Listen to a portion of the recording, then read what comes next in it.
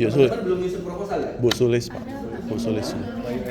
Jadi Keuangan semua. Jadi cara sederhana memahami penelitian kita kalau teman-teman menyusun tesis itu kira-kira seperti ini.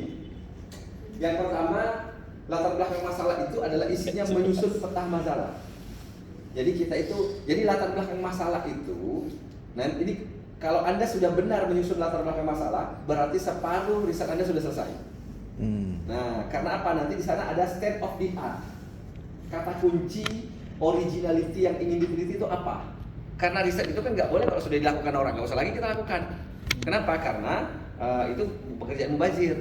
Makanya teman-teman itu kan harus menulis penelitian terdahulu kan nanti riset apa yang sudah pernah ada tentang ini. Jadi teman-teman yang pertama menyusun peta masalah. Simpelnya latar belakang masalah itu menyusun peta masalah. Ini ada masalah ini, ada masalah ini masalah ini. Oh, ada satu puzzle yang belum belum terisi. Maka saya mau masuk ke puzzle ini.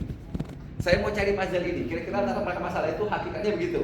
Jadi isi dari latar belakang masalah itu adalah masalah, peta masalah. Lalu pertanyaan kunci nanti di latar belakang masalah di paragraf terakhir bahwa riset ini akan fokus kepada ini. Artinya apa? Teman-teman akan mencari puzzle yang hilang. Kan itu tugas latar belakang masalah. Lalu yang kedua, teman-teman menyusun puzzle ilmu pengetahuan. Ini yang sudah ada tentang ini. Nah, berarti teman-teman sedang menulis tinjauan pustaka. Lalu kemudian mencari data secara cermat. Berarti teman-teman sedang mempersiapkan bagaimana menyusun metode penelitian. Nah, metode penelitian ini nanti teman-teman tadi ada kualitatif, ada yang kuantitatif, ada mixed method misalnya. Itu sebenarnya sedang menyusun metode. Lalu datanya sudah dapat dari metode itu disusunlah secara sistematis. Dapatlah temuan penelitian. Lalu kemudian teman-teman kan melakukan abstraksi atas data. Analisis data. Teman-teman melakukan abstraksi atas data itu disebut dengan analisis sebetulnya. Lalu kemudian menyampaikan temuan pokoknya apa? Itu disebut dengan kesimpulan. Lalu jangan lupa teman-teman mengakui kelemahan. Maka ada saran di sana. Selesailah tesis Anda. Selesai nih. Jadi kira-kira begitu. Gampang kan? Gampang ternyata setelah dilihat. Jadi Sulit dijalankan. Hakikat dari riset kita. Jadi latar belakang masalah itu teman-teman kalau sudah clear latar belakang masalah, ingat latar belakang masalah itu adalah masalah yang mengandung kegelisahan akademik. Gitu ya. Bukan berarti masalah dalam arti problem konflik, enggak. Jadi gap, kalau cara sederhana mencari latar belakang masalah itu gap antara das Sein and das Sollen. Cara sederhana. Ini kalau ada waktu sebenarnya. Nah, ini memulai dari masalah. Jadi pertama, apa yang meresahkan Anda? Merisaukan Anda. Mulailah menguraikan gap das Sein and das Sollen. Ini faktanya, ini yang seharusnya. Ini atau dimulai dibalik, seharusnya ini, tetapi faktanya ini. Berarti kan ada gap. Nah, itu disebut dengan masalah. Makanya latar belakang masalah itu harus ada masalah. Jangan sampai tidak ada masalah sehingga teman-teman cari-cari masalah. Akhirnya dapat masalah. Karena kalau teman-teman itu masalahnya nggak clear, ya nggak bisa bikin latar belakang masalah. Risetnya juga ke belakang-belakang nggak jelas, karena itu kepalanya itu ada di latar belakang masalah. Kita mau mencari masalah apa, itu sebenarnya tugasnya di latar belakang. Maka latar belakang itu harus perform. Tapi cara paling gampang menguraikannya adalah dengan cara membuat gap. Ini yang terjadi, data-datanya. Nah, harusnya begini. Dengan menguraikan gap, maka riset ini ingin mencari mengapa ini terjadi. Kira-kira begitu. Itu cara sederhana. Kan latar belakang masalah harus diakhiri dengan kalimat tanya. Kan gitu ya? Sebagai bentuk pertanyaan. Maka rumusan masalah kita itu harus kalimat tanya. Mengapa, bagaimana. Pertanyaannya selalu biasanya apa, mengapa, bagaimana. Nah, jarang terjadi pertanyaan itu mengapa, jarang. When, jangan apalagi. Jadi pertanyaan apa dampak, bagaimana, itu biasanya. Mengapa itu sometimes kadang-kadang, tapi lebih banyaknya itu adalah apa dan bagaimana. Nah, lalu kemudian akan fokus kemana dan mengapa kajian itu penting. Teman-teman harus state of the art. Di kalimat-kalimat terakhir di latar belakang masalah isinya itu adalah mengapa kajian ini penting. Menariknya ada di mana. Nah, sebagian masalah orang itu adalah sebenarnya nggak ada masalah, lalu dia cari-cari masalah, akhirnya dapat masalah. Nggak selesai latar belakangnya. Kalau Anda ujian tesis, pasti pertanyaan pertama, apa yang menarik dari proposal Anda ini? Nah, itu sebenarnya sedang menceritakan di latar belakang masalah. Jadi harus dimulai dengan perform dulu di awal, kira-kira begitu. Contoh misalnya teman-teman ingin meneliti tentang inflasi. Kenapa Pangkal Pinang dan Tanjung Pandan selalu menjadi dua kota yang inflasinya paling tinggi di Indonesia? Kalau begitu mulai dari gap dulu. Bangka Belitung adalah daerah kepulauan. Namun sebenarnya ini adalah kota kecil dibandingkan dengan kota-kota besar yang ada di Indonesia. Tetapi itu faktanya ya. Tetapi mengapa inflasi terjadi justru tinggi di dua daerah ini? Riset ini akan mencari jawaban mengapa. Kan kira-kira gitu. Saya latar belakang masalahnya. Karena ada gap. Ini pulau kecil, kotanya kota kecil, tapi kok inflasinya tinggi? Kan itu gap. Data kegelisahannya adalah ini ada data bahwa ini inflasi tinggi. Tetapi ini kan daerah kecil. Mengapa? Nah, kira-kira begitu. Jadi Anda jangan pernah kekurangan ide untuk bikin proposal. Ide itu terserah di mana-mana, hanya tinggal perspektifnya apa yang mau diteliti. Dari satu kejadian inflasi itu Anda bisa cerita banyak hal. Anda bisa cerita mengambil, jadi dari inflasi aja itu bisa mungkin lahir 5-6 tesis. Di kelas ini dikerjakan sama tapi perspektifnya yang berbeda.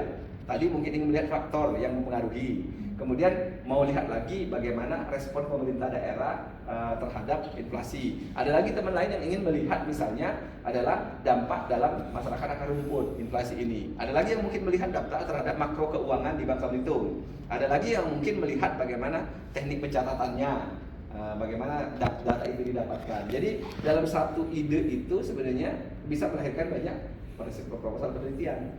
Kira-kira begitu. Sehingga Anda harus kreatif untuk mencari judul dan topik yang menarik.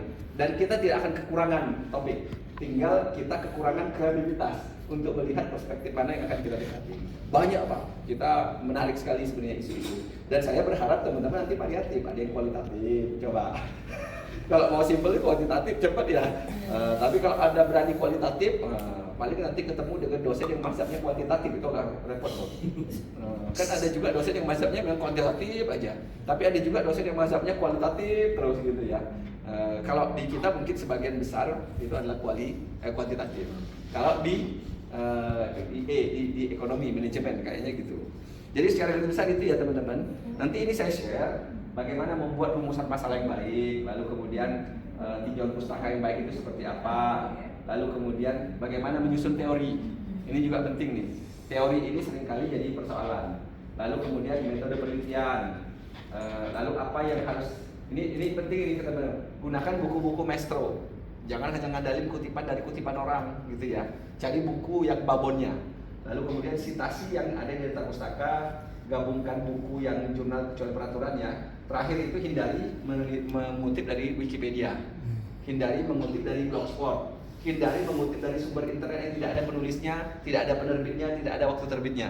Kan sering itu ketemu PDF, isinya cuma makalah tapi penulisnya nggak ada, itu tidak layak disitasi. Jadi gunakan referensi-referensi yang memang sahih. Nah, beberapa pengalaman yang terjadi biasanya latar belakangnya tidak fokus atau risetnya kurang urgen, gitu ya. Kan banyak penelitian rumit Pak, tapi belum tentu penting. Contoh misalnya menghitung bulu-bulu kucing. Berapa jumlah bulu kucing itu di kucing itu? Itu riset yang sulit Pak. Tapi bicara soal apa manfaatnya? Nggak ada. Kalau dapat bulu kucing ini ada 100.000, terus ngapain? Nah, kan nggak ada gunanya. Jadi jangan lupa riset itu selain dia sulit dilakukan, datanya sulit didapatkan, juga terkait dengan soal kebermanfaatannya apa. Kira-kira begitu. Kemudian teori tidak jelas, kurang operasional, metode penelitian kopas, jangan kopas-kopas saja ya, karena hampir semua bagian metode penelitian itu mirip. Jadi jangan mirip. Gambaran umum tidak fokus, teori tidak dipakai, informan sangat sedikit, kesimpulan tidak tajam. Ini beberapa yang sering terjadi. Nah, beberapa pengalaman ini juga tidak konsisten dalam menulis kutipan gitu ya. Tidak bisa membedakan kutipan langsung dengan kutipan tidak langsung. Kemudian banyak salah ketik. Harusnya kalau sudah S2 nggak ada lagi Pak urusan huruf besar mana dipisah, mana dipisah dengan mana di yang digabung misalnya. Lalu mana yang huruf besar, mana huruf kecil, kalimat istilah asing harus dicetak miring semua, itu sudah selesai. Artinya nggak muncul lagi di sini. kemudian kata sambung, dan, maka, sehingga, tapi, namun, ini kan nggak boleh lagi dijumpai dalam EJD tesis karena dia karya ilmiah, bukan tulisan di opini Bangka Pos. Kalau opini Bangka Pos Anda gunakan dan, menurut. Nah, kalau di tesis nggak boleh ada kata dan di awal kalimat kan. Itu ilmiah. Istilah asing dicetak miring, atribut informan itu masih ada yang ditulis. Kan ada atribut informan itu apa? Misalnya gelar, itu nggak boleh Pak. Kalau kita riset, gelar itu nggak boleh informan. Menurut Ibrahim, Dr. Ibrahim, dokter nggak boleh Pak. Karena dalam riset itu dia harus netral. Jadi nggak boleh menggunakan kata bapak. Menurut bapak ini nggak boleh, langsung nama aja. Karena dia harus netral. Apalagi kalau gelar bangsawan, Andi ditulis, Raden, itu nggak perlu. Karena dia tulisan itu harus ilmiah. Kira-kira begitu teman-teman. Nanti ini saya share dan barangkali bisa jadi pengalaman teman-teman sekalian untuk nanti ketika riset. Itu ya. Iya Pak. Cukup ya, karena kayaknya Pak Altin juga sudah ada di sini.